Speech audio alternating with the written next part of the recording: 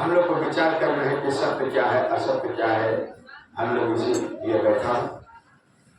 कवि साहब कहते हैं कि सत्य के रेहाल सूरत के घैले आ तिरकुट घटिया पर शवन गए। आप लोग थोड़ा सा विचार करें कि त्रिकुटीय स्थान है कहाँ। जब तक हम लोग को ये पता नहीं होगा कि ये त्रिकुटीय स्थान कहाँ है, तब तक हमको अंदर का मैल तो कह नहीं सकता। क्योंकि भक्ति का मूल जड़ है। मूल कहते हैं जड़ को। आप लोग जड़ पकड़िए। अगर हम लोग बीज को रोकते हैं, पौधा होती है, तो हम अगर जड़ में पानी पटाएंगे तब उसमें फल देगा। अगर हम छिपे में पानी पटाएंगे तो हमको नहीं लगता है संभव कि उसमें फल देगा। साहब कहते हैं कि तिरकुटी घटिया पर शरण नहीं। वह कौन सा घाट है?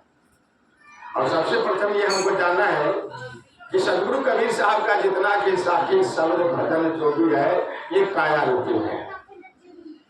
अगर खोजना हो तो इस काया रूपी में आप खोज सकते हैं, अन्यथा बाहर में खोजिएगा नहीं मिलेगा।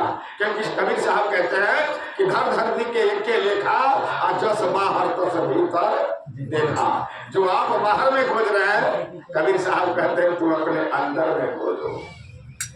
विचार कर। इसी वाणी को आज हमारे चले गए परमहंस जी महाराज, हमारे महर्षि भेल साहब, उनका भी कहना था कि तुम बाहर क्या खोजते हो, तुम अपने आप में खोजो।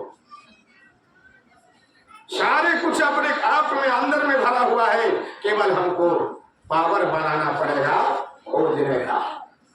और जब तक हम नहीं खोज पाएंगे तब तक वो अंदर का मन भी नहीं छूटेगा।